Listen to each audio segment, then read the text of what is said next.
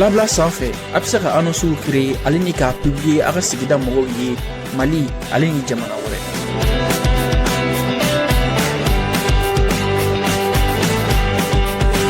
Ka kumaɲɔgɔnya nɔgɔya sannikɛlaw ni feerelikɛlaw ye. Labla bɛ se ka sɔrɔ Android ou iPhone sanfɛ, App Store ale ni Play Store jamana caman na yen bɛ sɔrɔ video duguma. Lavage de l'auto ale de bɛ kokɔrɔ kɛ sanga ana ka waati maa minnu bɛ yen ni u sigilen bɛ baarakɛyɔrɔ la tant t'u bolo ka taa n'u ka mobili lavage la yalima maa minnu bɛ yen ni u bɛ siran k'u ka mobili di maaw ma ka taa lavage la yalasa tiɲɛni kana sɔrɔ sira la o jɔrɔ bana bɛ pewu ka kɛɲɛ ni lavage de l'auto mɔgɔw ka wuli ka jɔ ye yalasa k'u lasɔrɔ nɛgɛjuru sira 62 21 38 73. a filɛ k'i tɛgɛ sigi nin kɔnɔna kan wala an b'a mobili in kɔnɔna ye a y'a tɛgɛ sigi k'a y'a lajɛ a ye mobili in kɔnɔna lajɛ sa a ka nkalon bɔ n da est ce que nkalon don a y'a lajɛ sa cɛ mobili in kɔnɔna n'i kun y'a ye kabako don ala cɛ n ka cɛ kamalen y'i tɛgɛ sigi a kan a y'a lajɛ sa a ka nkalon bɔ n da bon nin ye nin finition de ye sisan a bɛ ka jɔsi entretien bɛɛ kɛra ka ban a bɛ ka jɔsi i m'a ye bon an m'a ye an ma mobili in kɔnɔna ye mais an nana sa a y'an tɛgɛ sigi a kan a y'a lajɛ a ka nkalon bɔ n da sa a y'a lajɛ a cɛ a bɛ ka mana tap cɛ wa mana mobiliw tɛ dɛ mobili filanan filɛ yen fɛ o filɛ kɔfɛ o ye électrique de ye ale bɛ charge de ye essence tɛ k'ale la dɛ a y'a lajɛ minnu fana yira o la sisan ale filɛ charge la nin i m'a ye carburant tɛ k'ale la dɛ ale bɛ charge de ye a filɛ nin ye ka charge nin y'a charge kɛyɔrɔ de ye i m'a ye n ka cɛ an y'an tɛgɛ sigi ale fana kan yan kabako don walayi a y'a lajɛ sa mobili in kabako don walayi n ka cɛ janti ka firi de b'a kɔrɔ a ye mobili yɛrɛ ɲɛfɛla lajɛ a ka nkalon bɔ n da. Chers amis, bonjour, j'espère que vous allez bien. Aujourd'hui, on va parler de la nouvelle raffinerie que le Mali veut faire. Oui, le Mali veut faire une raffinerie, vous imaginez, hein? Une raffinerie, hein? Ça, je vous dis que ça ne plaît pas. Vous savez, lorsque vous voyez l'intensification des attaques qu'il y a dans notre pays ces temps-ci, et heureusement que nos militaires répondent, hein? Nos militaires arrivent à répondre parfaitement bien. Non seulement on répond très bien, la réaction est très bonne, mais aussi on est en train d'éliminer beaucoup de groupes armés terroristes, même si les médias mainstream n'en parlent pas, les médias qu'on dit, les grands médias là qu'on dit là, parce que c'est comme ça qu'on les appelle, même s'ils n'en parlent pas, mais nous, heureusement qu'il y a les réseaux sociaux aujourd'hui, heureusement que lorsque certains médias, notamment européens, particulièrement français, lorsqu'ils s'acharnent contre nos pays, notamment les pays de l'AES, et bien lorsqu'ils disent oui, le GNIM est venu, il a fait ci, il a fait ça, et bien nous aussi, on arrive à montrer des images sur nos canaux WhatsApp, nos canaux Telegram, et on arrive à en parler sur Facebook, etc., sur YouTube. Et grâce à cela, ça fait que ceux qui regardent l'opinion africaine arrivent à comprendre que bon, tout ce qui se dit dans ces médias-là, ces médias dits mainstream, ils arrivent à comprendre que tout ce qui dit n'est pas vrai. Les gens arrivent à comprendre et il y a une certaine compensation. Et aujourd'hui, il y a comme une espèce de bataille de l'opinion. Ces médias-là, tels que Jeune Afrique, RFI, France 24, LCI, etc., ils ont vraiment compris qu'ils ne font plus le poids. Ils ont compris que l'audience africaine écoute plutôt ce qui est dit sur les réseaux sociaux, par les acteurs, par les gens qui sont présents dans le pays, que d'écouter quelqu'un qui est à 5 000, 6 000, 7 000 kilomètres, qui va s'asseoir, dire qu'il a téléphoné à quelqu'un. Des fois, moi, ça me fait rire lorsque j'entends France 24 ou RFI dire que oui, il y a un officier supérieur malien qui a dit ça, on a appelé des civils qui ont dit ceci, qui ont dit cela, de Wagner ou bien de l'armée malienne ou de l'armée burkinabé, ils ont dit ça de l'armée nigérienne. C'est vraiment des histoires. Mais heureusement que les gens commencent à comprendre, heureusement que les gens vont chercher les informations sur le terrain directement. Nous sommes sur le terrain, on n'a pas d'intérêt à vous mentir. On a des soldats qui sont blessés, c'est vrai, c'est pas facile. On va pas vous blaguer, hein. Il y a des soldats qui sont blessés, il y a des soldats qui meurent, on va pas vous blaguer. Il y a des fois, il y a des soldats qui sont pris en otage. Ça arrive, il y a des militaires, ça arrive. Tout comme on a fait beaucoup d'otages, on a pris beaucoup de gens du GNIM, on en a beaucoup compris. Mais l'armée ne va pas s'amuser avec, en communiquant en disant oui, nous avons 500 mecs du GNIM, nous avons 300 mecs du GNIM, non. Mais nous le savons. Nous le savons. Et sachez que ce que nous vous disons, c'est la vérité. Le problème de ces médias mainstream, de ces médias européens, notamment français, comme vous le savez, vous avez déjà vu des généraux français sortir à la télé dire qu'il faut que la France revienne, l'Europe revienne coloniser l'Afrique. Vous entendez des choses comme ça. En 2025, on dise des choses comme ça, c'est incroyable. Une fois, j'ai entendu, je crois, un colonel du renseignement français sur LCI dire que puisque le Niger a décidé de dégager l'ambassadeur, eh bien, que ce qu'ils vont faire maintenant, eh bien, que le Niger est plus facilement déstabilisable, que maintenant que toutes les voies sont ouvertes, toutes les vannes sont ouvertes pour déstabiliser maintenant le Niger. Vous imaginez ça un peu, des choses comme ça qu'on dit de manière crue. Bon, c'est ce qu'ils ont toujours fait. C'est ce qu'ils ont toujours fait. Et nous le savons. Et nous continuons pour cette lutte-là. Nous continuons pour informer les peuples africains parce que c'est la bataille de l'opinion qu'il y a. Et d'ailleurs, l'émission d'aujourd'hui qu'on va faire, c'est par rapport à Wassim Nasr qui répond. Wassim Nasr, il essaie de répondre carrément, c'est-à-dire l'armée malienne, en disant que le GNIM a répondu l'armée malienne. Vous imaginez un petit peu, c'est-à-dire on a quitté le domaine de l'information. Ce n'est plus de l'information que Wassim Nasr il donne. Non, maintenant il répond. Il dit, ah non, l'autre jour, l'armée malienne a dit que dans la région de Sikasso, Koutiala, à Maou, il y a eu une attaque, que l'armée malienne a dit qu'on a procédé à des bombardements, l'aviation a procédé à des bombardements. Et il dit, mais que c'est pas vrai, que parce que les terroristes ont envoyé des images. Et que... donc vous imaginez un peu, il essaie de répondre l'armée malienne maintenant. Donc ce n'est plus, je cherche des informations pour informer les gens qui nous écoutent, non. Maintenant, c'est des réponses. Vous avez dit ça, je dis ça. Et lorsqu'il est sorti aussi pour dire que l'armée malienne, que les drones de l'armée malienne n'avaient plus de bombes, n'avaient plus de munitions, que parce que nos factures on les paye pas. Mais quand il dit ça, nous ça nous fait rire, parce que lui il ne sait pas que nous sommes conscients du fait que l'Afrique est plus riche que la France. C'est-à-dire, s'il y a un pays qui peut manquer de munitions aujourd'hui, la France peut plus facilement manquer de munitions que nous. Parce que nous, on a plus d'argent qu'eux, on a plus de moyens. C'est-à-dire, on ne se rendait pas compte de notre richesse, c'est vrai. Et même parfois, quand on se rendait compte de notre richesse, on avait un problème. Il fallait posséder réellement sa richesse. C'était difficile de posséder sa richesse nationale. Parce qu'il fallait d'abord commencer par se posséder soi-même. Nous, on ne se possédait pas nous-mêmes. La plupart des dirigeants qui sont passés le savaient. Ils savaient que pour se posséder soi-même, c'était un problème. Comme le disait l'autre, l'Afrique a eu son indépendance, mais l'Afrique n'est pas libre. Donc c'est ça. Et lorsqu'on s'est rendu compte de cela et qu'on a commencé à se posséder soi-même et posséder nos ressources naturelles, mais on sait que nous, on peut payer en or. On peut payer en or, M. Wassim Nasr. Si vous ne le savez pas, l'autre jour, l'armée malienne est partie sur le site de Barrick Gold. Barrick Gold qui a d'énormes difficultés avec l'État malien, je ne vais pas rentrer dans ce dossier-là, mais lorsque nous sommes partis, l'hélicoptère s'est posé dans la mine. Les tonnes d'or qu'il y avait là-bas, nous le savons. Et les tonnes d'or qui sont déposées là-bas, nous en savons quelque chose. Si l'armée malienne veut, on peut prendre cet or-là pour payer des munitions, pour payer des drones, pour payer ce qu'on veut payer. Mais lorsqu'on parle de pays qui n'a pas de munitions, vous vous rappelez tous, vous qui regardez cette émission-là, je pense que vous vous rappelez tous, lorsque Zemmour, il y a un monsieur en France qui s'appelle Éric Zemmour, là, il était sorti une fois, il a dit que lui, il faut que vraiment on réforme l'armée française, parce que l'armée française est partie faire la guerre en Libye, ils sont partis pour 7 mois, la guerre elle a duré 7 mois, et il dit qu'au bout de 24 heures, 72 heures, au bout de 2-3 jours seulement, l'armée française avait tiré tout ce qu'elle avait, toutes les munitions qu'elle avait, toutes les armes qu'elle avait, ils ont tout tiré. Il n'avait plus de munitions au bout de 3 jours. Je crois que moi-même, j'ai ajouté 2 jours. Je crois qu'il avait dit 24 heures. Je ne me rappelle plus très bien, vous pouvez mettre ça dans les commentaires. Éric Zemmour, il avait dit qu'au bout de 2-3 jours, l'armée française avait tout tiré. Toutes les munitions qu'ils avaient, ils avaient tout tiré. Et c'est l'armée américaine maintenant qui leur donnait maintenant des munitions, des bombes, etc. Alors si un pays doit manquer de munitions, c'est pas nous. Alors lorsqu'il a dit que nos drones n'ont plus de munitions, que parce qu'il y a des camps qui se font attaquer et sur le plan aérien on n'intervient pas, et bien lorsqu'il a dit cela, et le même jour, 2-3 jours après, le lendemain à peine, et dans les 2-3 jours qui ont suivi, on a fait plein de bombardements. D'ailleurs, Wassim Nasr, il les a comptés. Il dit qu'il y a eu au moins 8 bombardements qu'on a eu à faire. Et là, qu'est-ce qu'il dit? Il dit, ah non, non, non, écoutez, les bombardements qu'ils ont eu à faire, c'est des civils qu'ils ont tués. C'est des femmes et des enfants, et puis les vieillards qu'ils ont tués. Il dit que nous avons tiré de manière aléatoire sur des cibles comme ça.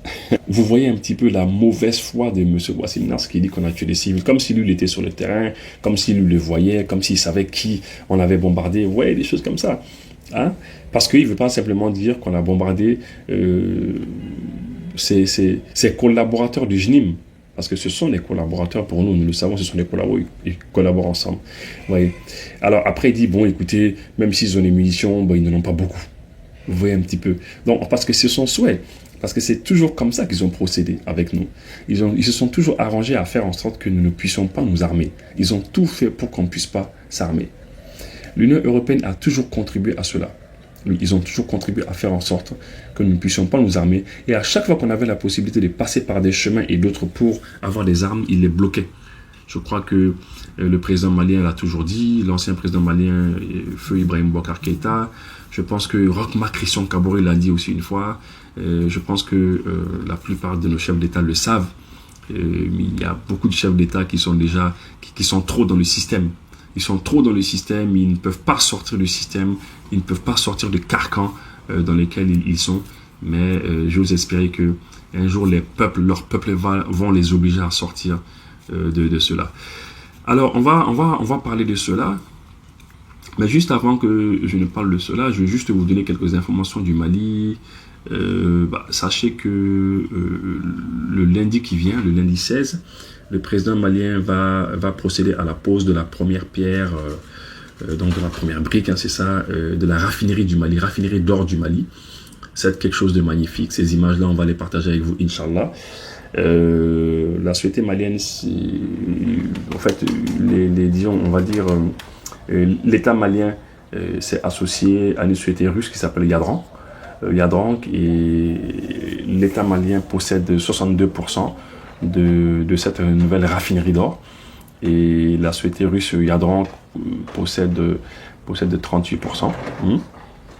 Et cette raffinerie-là, elle aura une capacité de 200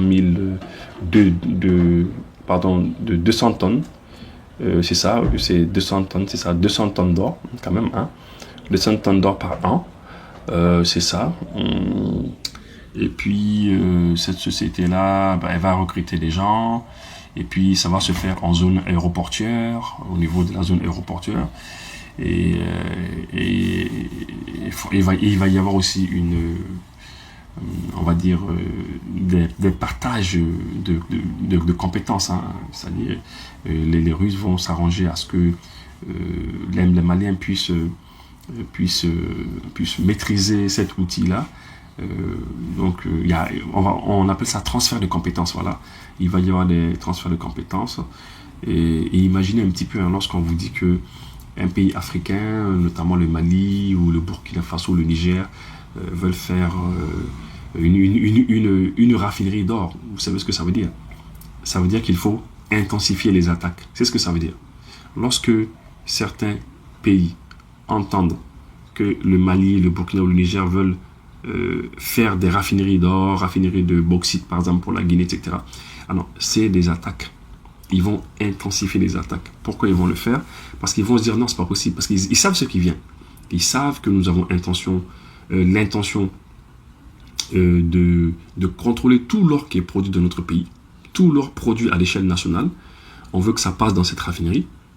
Comme ça, tous les autres minéraux qui vont découler de cette, qui vont sortir, découler de ces terres, eh bien, que ce soit l'or, que ce soit, on va dire, le palladium, que ce soit le platinium, que ce soit l'argent ou d'autres métaux, eh bien, tous ces métaux-là, eh bien, ça va bénéficier au peuple malien.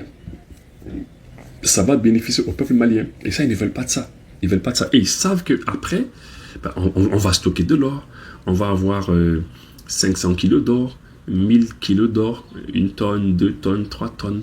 On va avoir plusieurs milliers de tonnes d'or déposées quelque part ici au Mali. ainsi qu'au Burkina, ainsi qu'au Niger.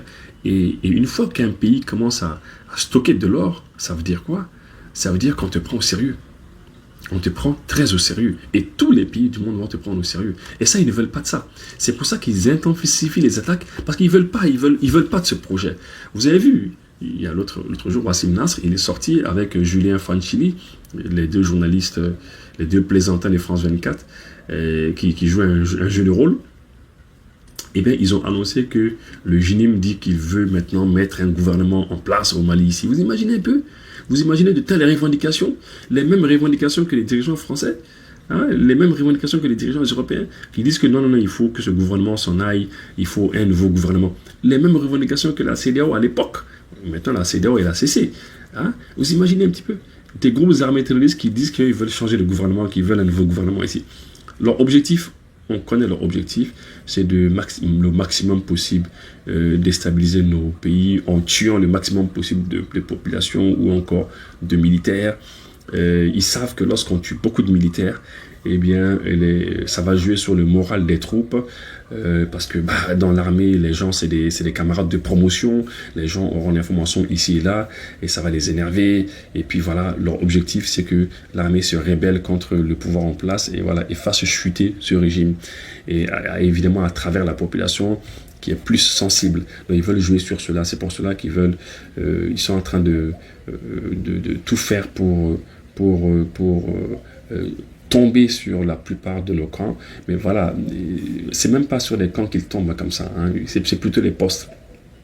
Vous savez, nous avons les postes de quelques hommes à chaque fois qu'ils se rendent compte que nous avons un poste de, on va dire, de 50 bonhommes, 100 bonhommes, 200 bonhommes quelque part, eh bien, ils viennent à 400, 600 personnes contre ces gens-là.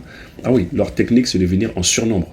Ils viennent toujours en surnombre, de manière à ce qu'ils ne puissent pas échouer. Ils viennent 2, 3 fois plus nombreux que vous. Évidemment, ils arrivent à vous compter, à vous comptabiliser, à savoir comment vous êtes, etc. Parce qu'ils bénéficient de beaucoup de complicité. Ils arrivent à savoir combien vous êtes. Ils arrivent à savoir comment vous êtes au niveau de ces postes-là.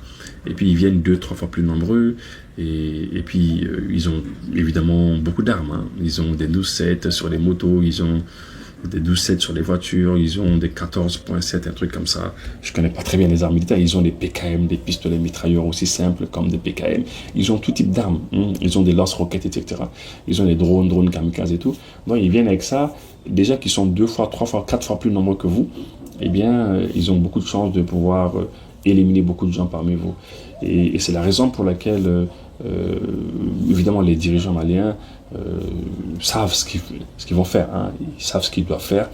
Le mieux, c'est de rassembler les hommes, même s'il faut laisser quelques petits postes. Hein. C'est de les rassembler tous, former des GTIA. Comme ça, lorsqu'on a 500, 600 hommes qui sont dans un camp, c'est difficile de prendre ce camp-là. Et leurs plans vont échouer. Hein. Et voilà. Alors, pour revenir à l'or, on va parler de l'or, de cette raffinerie-là dans la pose de la première pierre doit se faire le lundi 16 juin. Ça va beaucoup rapporter à l'État malien, ça va faire beaucoup d'argent effectivement. Alors l'investissement pour faire cette raffinerie-là, c'est 10 milliards de francs CFA, c'est ça. Et comme je vous le dis à l'instant, l'État malien a 62% et le russe 38%. Et franchement, c'est quelque chose qui va faire du bien au Mali. Et la raffinerie sera au niveau de la zone aéroportuaire. Quand on sait que il y a des pays, par exemple, qui n'ont même pas d'or, qui n'ont pas d'or chez eux, mais qui ont des tonnes et des tonnes d'or dans leurs réserves. Par exemple, lorsque vous prenez des pays comme la France, qui a quelque chose de 2400 tonnes d'or, on ne sait pas, hein, on n'a jamais vu quelqu'un retirer de l'or en France là-bas. Hein. Quand on prend des pays tels que l'Italie, qui a aussi dans les 2400 tonnes d'or, ou l'Allemagne qui a dans les 3000 et quelques tonnes d'or, je ne sais pas, en Allemagne, moi j'ai pas vu, je ne sais pas s'ils ont les mines d'or là-bas, mais moi je ne crois pas. Hein. Donc nous qui sommes les pays qui avons de l'or, il faut vraiment s'y mettre. Et puis maintenant, bon, ça c'était par rapport à l'or. Maintenant, par rapport...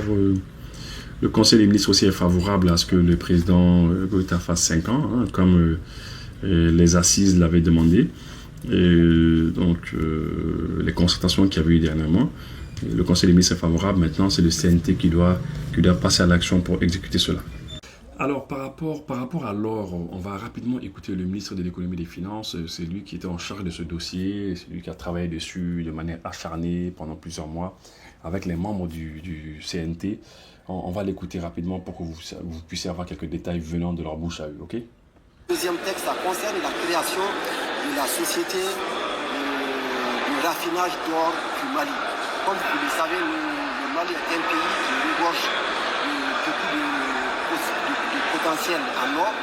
Et comme vous le savez, depuis les assises nationales de la Fondation, il a été décidé par les Maliens qu'il faut que l'or brille pour les Maliens. Cela a conduit à prendre beaucoup de décisions. D'abord, la relecture du code des mines, l'inscription de la loi sur le contenu du local, les réformes au niveau du ministère de l'énergie et du ministère des mines, les réformes au niveau du ministère de l'économie et des finances et beaucoup d'autres actions qui sont en cours pour nous permettre d'avoir un contrôle et d'avoir en tout cas cet or qui brille pour le Mali. C'est dans ce cadre qu'il a été également décidé qu'il faut qu'il y ait une unité d'affinage d'or au Mali. C'est pourquoi l'article 25 du Code minier précise clairement que l'or qui doit être exporté du Mali doit être de l'or raffiné. Donc ce qui nous oblige aussi donc, à créer une unité. Nous sommes allés avec le parti. Vous voyez, ce sont les textes qui le disent. Les textes du Mali disent que l'or qui sort du Mali doit être de l'or affiné. Il faut une raffinerie pour affiner l'or. Et voilà. Et donc, il faut respecter les textes. Ça veut dire que tout l'or à l'échelle nationale qui va sortir du Mali doit passer par cette raffinerie-là. Ah, c'est important. C'est important, pourquoi? Parce que toutes les substances qui vont en découler, tous les minerais qui vont en découler, ça c'est pour le Mali. Voilà. Russe avec lequel nous avons accordé 38% du capital de la société et l'État a conservé 62% du capital de la société. Là, c'est important de comprendre que l'État malien va avoir 62% de la société de raffinerie d'or du Mali, donc la Soroma, et les Russes vont avoir 38%. C'est important. Parce qu'il faut nécessairement avoir ce partenariat pour pouvoir avoir une technologie de traitement de l'or qui ne coûte pas les rues. Il fallait trouver un partenaire crédible qui a déjà des unités d'affinage installées un peu partout dans le monde et qui va vraiment nous permettre plus facilement d'avoir également donc, la certification de notre unité d'affinage. Donc l'or qui va sortir de cette unité doit pouvoir être facilement... Là, il a dit un mot qui est très important. Qu'il faut se mettre avec des partenaires très sérieux et très crédibles. Des partenaires qui ont de l'expertise, des gens qui connaissent travailler l'or. Voilà. Parce que il faut la certification de cette raffinerie-là. Vous savez, quand on dit certification de cette raffinerie d'or, moi, ça me fait penser à la certification de l'or du Mali. Vous savez, je ne connais pas très bien le domaine de l'or. Il y a beaucoup de gens qui me suivent sur les réseaux sociaux, qui sont dans les mines d'or, qui sont des experts. À chaque fois, quand je finis mes émissions, ils m'appellent, ils me disent, bon, Ibou, voilà. Ils me donnent des explications et je les apprécie. Je salue M. Traoré au passage, M. Mamadou Traoré. Alors, ce que je veux dire, lorsqu'on vous dit que votre or, votre raffinerie va être certifiée, ça veut dire que l'or qui va sortir de là-bas va être certifié aussi. Et dès l'instant que votre or arrive à être certifié et reconnu mondialement, waouh, ça fait beaucoup d'argent. Ouais, ça va être très bon pour l'économie. Mais imaginez des pays tels que, je sais pas quoi, il y a des pays tels que l'Italie, la France, qui ont plus de 2400 tonnes d'or. Ils n'ont pas de mines d'or. Moi, je sais pas, S'ils ont des mines d'or, mettez dans les commentaires. Est-ce qu'ils ont des mines d'or? Mettez dans les commentaires, mettez dans les commentaires. Est-ce que la France a des mines d'or là-bas, là? Ou l'Italie, là? Est-ce que l'Allemagne qui a plus de 3000 tonnes d'or, là, l'Allemagne a des mines d'or là-bas? Dites-le moi dans les commentaires. Moi, je sais pas, hein, c'est les réseaux sociaux, hein. Je sais pas quoi. Mais des pays miniers, des pays qui détiennent, qui regorgent des tonnes, mais qui regorgent des mines. Nous avons des mines. Des mines. Les mines, c'est pas rien. C'est pas quelqu'un qui a 1 tonne, 2 tonnes. C'est des mines, carrément. On n'a même pas, on peut même pas vous montrer quelque part un endroit ici au Mali là, où on a de l'or stocké là-bas. De l'indépendance à aujourd'hui. Mais c'est grave. C'est grave. Donc, franchement, ce que M. Miss il est en train de dire, c'est bien. Parce que dès l'instant qu'on arrive à faire du Mali une plaque tournante de l'or avec la certification, parce que la certification, ça permet de faire de votre pays, de votre or, eh bien, une plaque tournante de l'or mondial. Vous n'avez pas vu, il y a les Émirats Arabes Unis qui sont là. Hein? Les Émirats Arabes Unis, là, ils sont là, non? Vous savez pourquoi ils sont là? Les Émirats Arabes Unis, en fait, c'est des gens qui arrivaient à profiter de l'or malien sans passer par l'État malien. Bah oui. Ben, ils arrivaient à avoir de l'or, puisque l'or, il n'y avait aucun contrôle, ça sortait comme ci, comme ça. Dans les Émirats Arabes Unis, Abu Dhabi, Dubaï, vous savez que ce sont les plaques tournantes mondiales de l'or. Hein, comme on le dit, mais comme ça, c'est la Mecque de l'or. Donc, il y a de l'or là-bas. Voilà. Donc, mais lorsque les Émirats ont compris que, bon, c'est bon, attention, les Maliens, là, il y a des gens qui sont maintenant au parfum des choses, il y a des gens qui sont conscients et courageux, qui ont décidé de prendre les choses en main, de contrôler leur or. Donc les Émirats ont dit, attendez, au lieu de passer par les chemins tortueux, les chemins bizarres là pour avoir de l'or, mieux vous traiter directement avec l'État malien. Mieux vous traiter directement avec l'État malien. Donc on s'est donné la main, on est en train de traiter. Nous, on aime les gens comme ça. Certifié doit pouvoir facilement se vendre dans le monde. C'est ainsi que nous avons... Vous avez entendu, lorsque le ministre dit qu'une fois qu'on a une raffinerie qui est certifiée, lorsque nous avons fait évidemment l'or qui est certifié, eh bien c'est plus facilement vendable.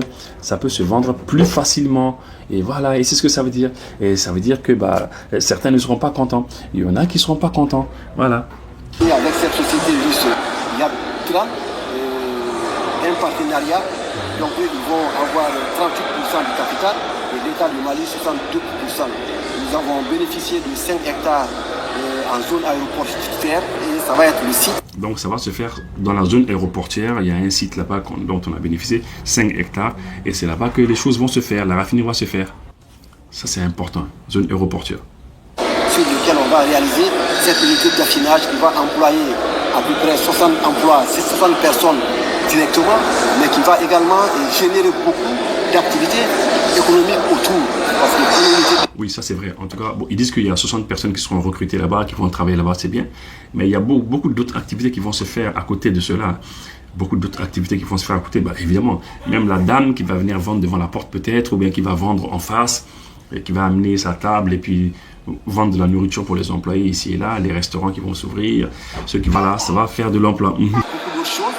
Donc toutes ces activités vont permettre donc de relancer une activité économique autour. Nous avons estimé que le temps de retour sur l'investissement est de 2 ans et demi. Ça veut dire que l'investissement qui va être réalisé, qui est à peu près de l'ordre de 10 milliards de francs CFA, sera totalement remboursé en 2 ans et demi, tellement que Alors ça veut dire quoi ici? Ça veut dire qu'en 2 ans et demi, on va rembourser tout. Ça veut dire que les Russes qui vont investir, ils vont investir 10 milliards de francs CFA pour faire la raffinerie, mais en 2 ans et demi, on a tout remboursé. Voilà. Donc quand tu rembourses tout, après, voilà, l'argent te revient, tu as plus d'argent, et voilà. Et ça c'est une bonne chose. Cette unité va être rentable.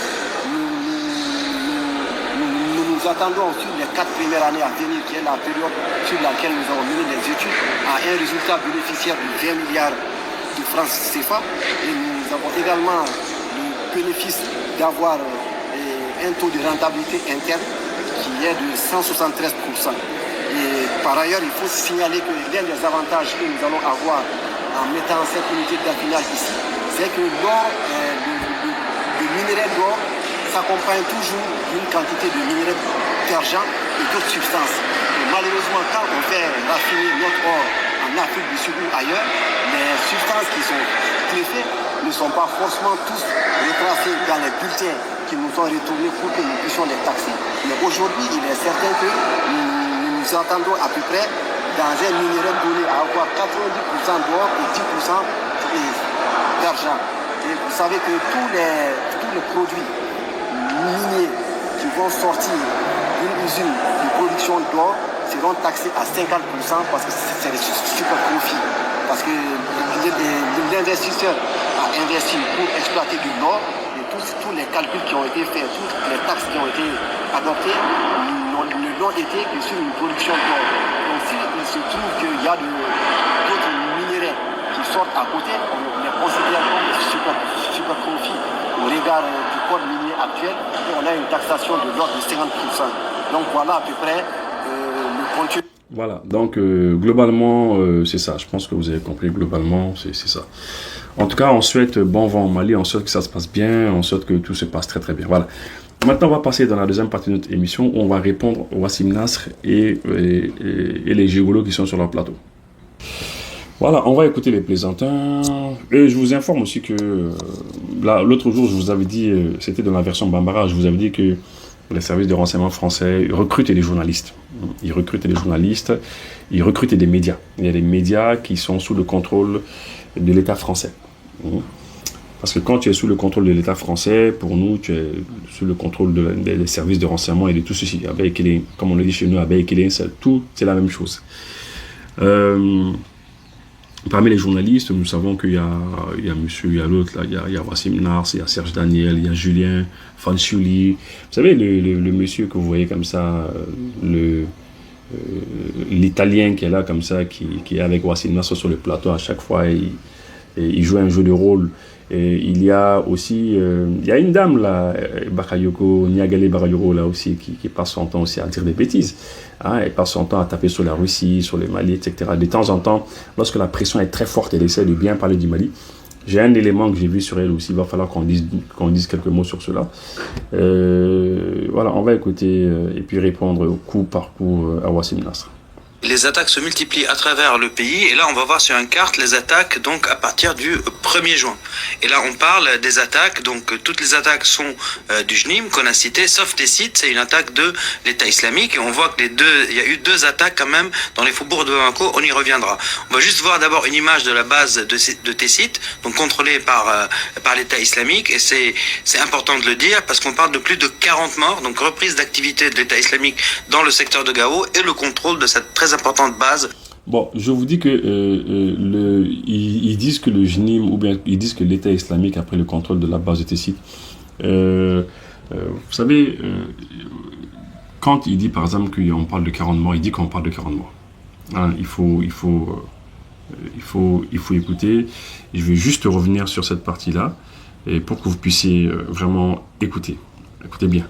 La base de Tessit, donc contrôlée par l'État islamique, et c'est important de le dire parce qu'on parle de plus de 40 morts. Donc voilà. Quand quelqu'un vous dit que on parle de plus de 40 morts, vous savez que cette personne n'a pas parlé avec précision.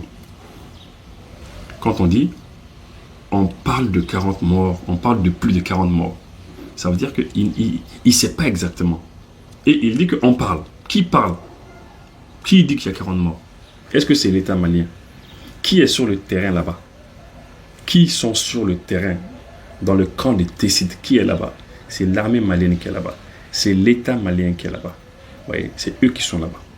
C'est eux qui peuvent prendre le temps de compter, dire ah voilà, la bataille elle est terminée, maintenant plus personne ne tire, on va compter maintenant, voilà, 1, 2, 3, ça c'est les morts du côté des groupes armés terroristes, ça c'est les morts et blessés du côté de l'armée malienne, et voilà, c'est seul eux, seul celui qui détient, qui maîtrise, qui a le contrôle du terrain, de l'endroit, de cette emprise, c'est cette personne qui peut compter. Mais lui il dit, on parle de 40 morts, on parle de plus de 40 morts, mais il n'a aucune précision, il ne sait pas, parce que les gens qu'ils envoient, les gens qui nous envoient, hein, pour attaquer l'armée malienne, ces gens-là, lors de la bataille, ils ne peuvent pas compter. Ils ne peuvent pas dire non, attendez, on a arrêté la bagarre pendant quelques minutes, on a arrêté la bataille, on a compté les morts. Non, ce n'est pas possible. Hein? Ils se battent, ce sont des combats qui se passent, ils ne peuvent pas savoir exactement. Donc c'est pour vous dire que seule l'armée malienne détient les véritables chiffres des blessés et des morts côté amis et des blessés et des morts côté ennemi. Mais l'armée malienne, depuis un certain temps, a une stratégie. C'est de ne pas communiquer sur le nombre de morts de manière officielle. Au niveau de l'armée le sait, l'État, le gouvernement le sait, mais voilà, il ne donne plus les chiffres parce que les chiffres étaient utilisés par des gens comme Wassim Nasr et d'autres organisations qui sont sous le contrôle de l'État français, de l'État britannique et puis de certains États mafieux européens. Donc on a compris que ces organisations-là travaillaient avec ces chiffres-là, donc il fallait arrêter. Voilà, donc c'est pour vous dire que par rapport aux chiffres, il ne sait pas. Il ne sait pas combien il y a eu de blessés, combien il y a eu de morts. Et l'armée malienne est la seule, il faut le dire, à savoir combien il y a de morts et blessés, parce que c'est eux qui sont là-bas. Vous savez, nous ici au Mali, lorsque le combat de Tessit s'est passé, il y a eu la bataille de Tessit. Ces groupes armés terroristes, leur technique, elle est connue. Elle est connue et je pense que l'État malien va trouver une solution à cela. Qu'est-ce qu'ils font? Les postes avancés, qui sont des petits camps, eh bien, lorsque vous avez une centaine d'hommes là-bas, 100, 200 hommes, eh bien, qu'est-ce qu'ils font? Ils viennent à 400, 500 contre ces personnes-là. Ils viennent, ils bombardent. Ils misent toutes leurs forces avec tout type d'armes. Donc, ils arrivent effectivement à défaire ce poste. Ils arrivent quand même à les déstabiliser, à blesser certains et à tuer d'autres. Il faut dire la vérité, c'est comme ça. Leur technique, c'est ça. Parce qu'ils savent que le temps que l'aviation ne vienne, le temps que le renfort ne vienne, c'est compliqué. Et puisque les hommes se battent et auront forcément des difficultés à se battre, parce que lorsque tu es face à des gens qui sont en surnombre, à 400, 600 personnes, eh bien, vous êtes 100, 150 personnes, 200 personnes, c'est beaucoup plus difficile pour vous. Oui. Mais malgré que c'était difficile pour nous, ce que Wassim Nasr ne dit pas, et vous verrez qu'il ne le dit jamais, lui ne le dit, ni le journaliste qui est sur le plateau avec lui, monsieur comment il s'appelle, monsieur Julien Fanciulli, là, l'italien, là, eh bien, il ne demande pas, en fait, ils ne vont jamais vous présenter les résultats de l'armée malienne. L'armée malienne a arrêté combien de GATS, de groupes armés terroristes? L'armée malienne a tué combien de terroristes? Ça, ils ne le disent pas. Ils vont juste vous dire, ah, oui, Tessit a été attaqué, le camp a été attaqué, l'État islamique a pris le contrôle, et puis voilà, c'est tout. Ils se limitent à ça. Mais ils ne vont pas vous dire, ah oui, l'armée a répliqué, l'armée a eu le temps de se réorganiser, ils ont répliqué, et ils ont pu tuer tant de personnes. Nous, on a vu les corps des terroristes qui ont été tués à Tessit. Et on les a mis tous sur le groupe Telegram, les groupes WhatsApp. Tout le monde, l'opinion a vu déjà. L'opinion a vu que l'armée, pour un départ, c'était un peu compliqué pour l'armée, mais l'armée a pu se réorganiser. La flotte aérienne a pu venir. Il y a eu beaucoup de bombardements et on a tué beaucoup de gens parmi ces terroristes-là. Mais eux, ici, ils ne vont pas le dire. Mais nous, on vous le dit. Vous voyez. D'accord, donc on va avancer. Reprise d'activité de l'État islamique dans le secteur de Gao et le contrôle de cette très importante base de l'armée malienne de Tessit. Mais... je vous dis que l'État islamique ne contrôle pas cette base-là. Il ne contrôle pas cette base-là. Ça, je vous le dis de manière assurée. Voilà. Ils ont été éliminés et puis ils ont fui. Ceux qui ont pu fuir. Voilà. Il y a eu dans le communiqué, si vous voulez, je peux vous sortir le communiqué même, pour être beaucoup plus précis. Voilà, je vous sors le communiqué de l'armée malienne qui est là. L'état-major général des armées informe l'opinion que suite à l'attaque terroriste perpétrée hier, mercredi 4 juin, donc c'était le 4 juin 2025, contre le poste de sécurité de Tessit. Donc c'est un poste de sécurité à Tessit. Les FAMA ont procédé à l'évaluation et à l'évaluation de la situation, vous voyez, qui se présente comme suit. 41 corps de terroristes abandonnés sur le terrain. Plusieurs corps et blessés emportés par les GATS. Un chef terroriste nigérien du nom de Mamadou Akilou et 4 de ses lieutenants se trouvent parmi les morts.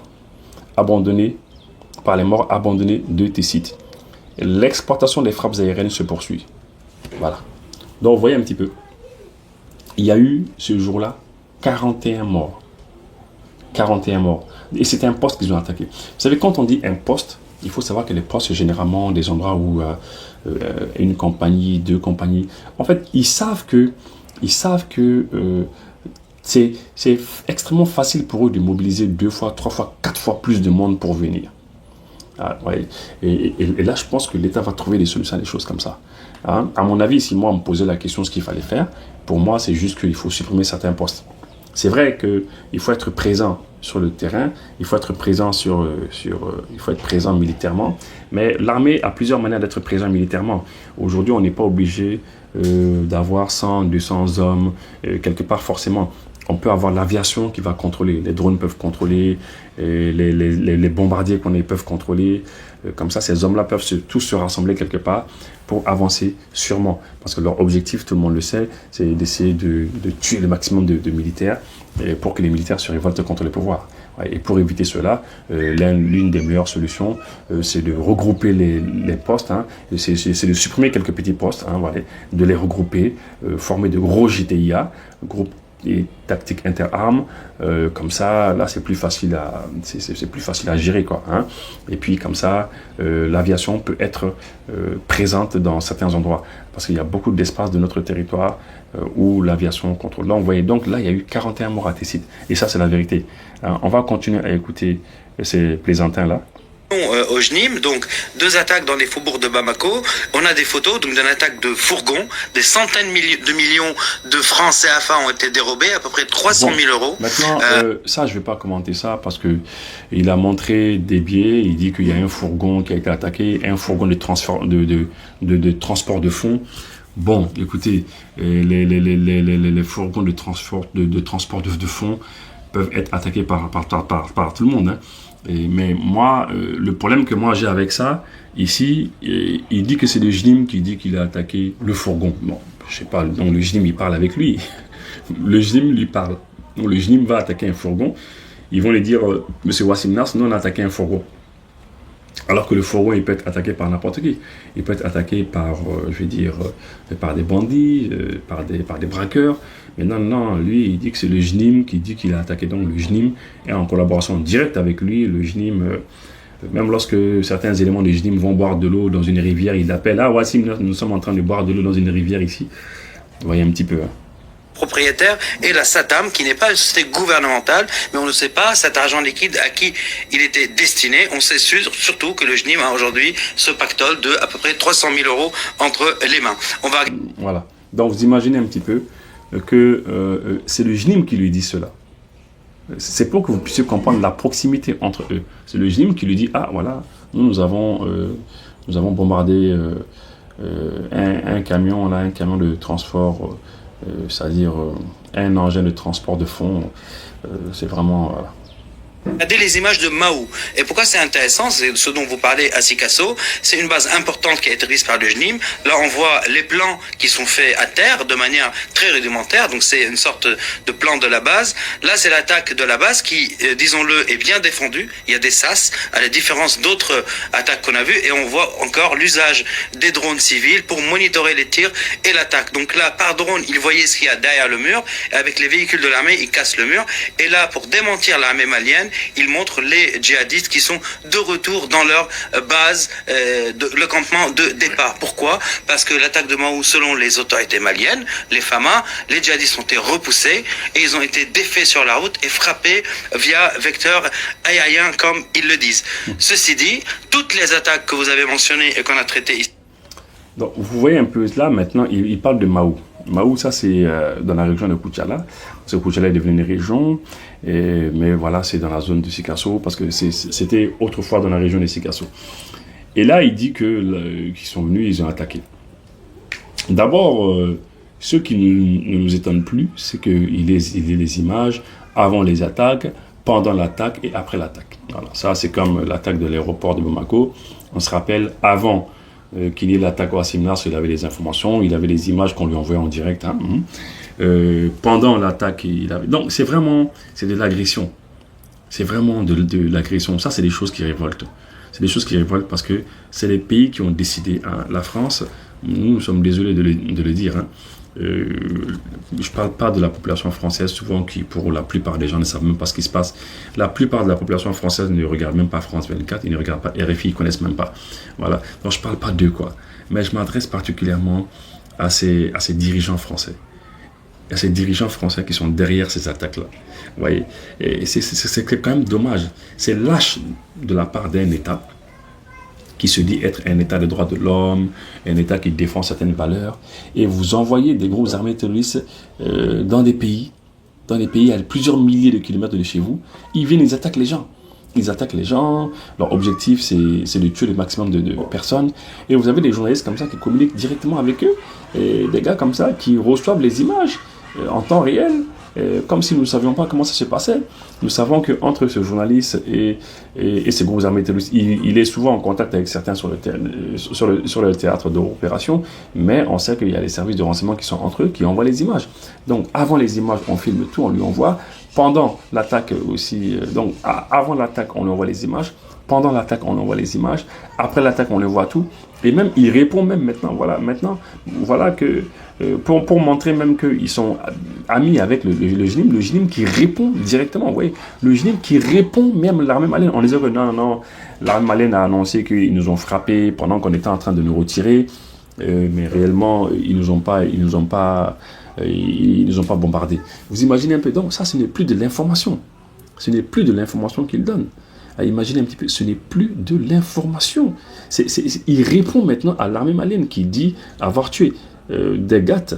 Mais quand même, nous savons qu'à Mahou, il y a eu 25 corps abandonnés là-bas. Et on a vu les corps. Il y a eu 25 corps de groupes armés terroristes, d'éléments terroristes qui ont été abattus là-bas. Hein? Et on sait qu'ils ont eu le temps d'emporter quelques corps. Voilà, parce que quand ils se retirent, ils tirent en même temps. Vous voyez, nous, on a vu les corps et on les a mis sur Telegram pour que les gens envoient. Vous voyez. Toutes les bases n'ont pas eu un soutien aérien. Donc on avait dit ici la dernière fois qu'il y avait un problème de munitions de drones, de fourniture de munitions. Et donc on a vu qu'il y a eu, on va voir les images, 8 frappes aériennes et pas que de drones depuis le 4 juin. Les victimes sont que des civils, une personne âgée, une femme, un bébé d'un an à Tachmart, un mort à Djancheché. Et là les images c'est de Zaro qui a été frappé 2 fois, vendredi et samedi. Ça c'est un dépôt de carburant. Il y a eu des attaques à Douna et Idbakan. Donc ce n'est pas parce qu'il y a eu des frappes aériennes sur des cibles aléatoires et civiles qu'il n'y a pas un problème de munitions. Sinon, Voilà, donc ça c'est vraiment du sabotage. C'est le sabotage. France 24 a pour mission de ne pas faire connaître les victoires de l'armée malienne. Leur objectif c'est de saboter ce que l'armée malienne elle fait sur le terrain. Les armées de l'AUS, c'est ça, leur objectif c'est cela. Il dit que c'est des frappes aléatoires qu'on a eu à faire. Et il dit qu'on a tué des civils. Il dit que bon, ce n'est pas parce qu'on a procédé à quelques bombardements qu'on a des munitions. Vous voyez donc, l'objectif est connu. L'objectif est connu. D'ailleurs, allez-y dans les commentaires. Vous allez voir les commentaires que les gens ont eu à faire par rapport à cette émission qu'ils ont eu à faire. Ces deux-là. C'est les deux plaisantins de France 24. Franchement, c'était honteux. C'est vraiment de la bassesse. C'est de la bassesse. Parce qu'il répond maintenant, il répond au coup pour coup, puisqu'il a dit la dernière fois qu'on n'avait plus de munitions pour nos drones parce qu'on n'avait pas d'argent. Et bien maintenant, il dit, bon, il y a eu, parce que après, lorsqu'on a fait quelques bombardements, il dit oui, mais c'est pas parce qu'on a fait quelques bombardements qu'on a des munitions, et puis il ajoute qu'on a tué des civils, comme si lui, il était là-bas au lieu du bombardement, comme si lui avait identifié ces gens-là. Donc vous voyez que c'est devenu de la mauvaise foi, et c'est devenu vraiment stupide, hein. encore une fois, pourquoi toutes ces bases qui ont été attaquées par les djihadistes n'ont pas eu un soutien aérien. Et cité ici, on va les entendre. Bon, donc je crois que c'est bon, on a assez répondu. Et puis vers la fin, bon, on va pas écouter, mais vers la fin, ils disent que le GNIM a décidé de demander non, que le GNIM veut qu'on mette un gouvernement en place. Ouais. Donc là, c'est même pas la peine que je fasse passer ça, parce que là, c'est devenu de la plaisanterie. Et que le GNIM... en fait, ce sont les revendications des dirigeants de leur pays. Hein. C'est eux qui sont en train d'insister qu'il faut mettre un gouvernement en place, il faut faire ceci, faire cela. C'est quand même dommage. C'est dommage qu'un pays comme ça, incapable de je sais pas, je vais dire, de tenir debout, parce que la France, c'est ça, hein, c'est des pays qui n'arrivent plus à tenir debout d'eux-mêmes, incapables de satisfaire leur population sur le plan économique. Ils sont obligés d'envoyer des gros armées terroristes dans vos pays pour essayer d'endetter vos pays afin de pouvoir profiter de vos ressources naturelles. Et ça, c'est fini. C'est terminé.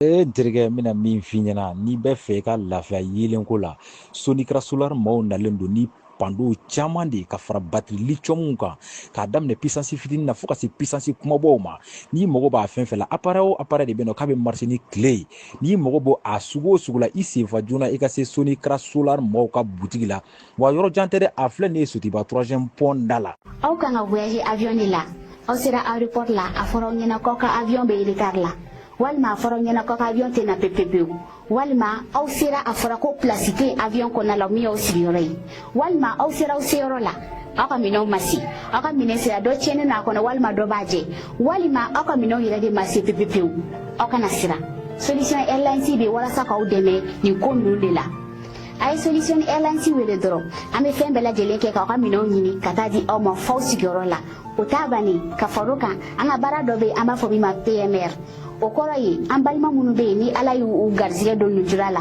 walima i b'a sɔrɔ denmisɛnnin dɔw bɛ kan ka voyager temps bɛrɛ t'u mansaw bolo ka t'u bila walima an ka personnalité n'an b'a fɔ olu ma u ka VIP n'a ka d'olu ye ka voyager an b'u dɛmɛ ka t'u ɲini f'u ka so ka t'u bila aéroport la mobili dagabana na walima k'u ta ka bɔ aéroport la ka taa n'u ye so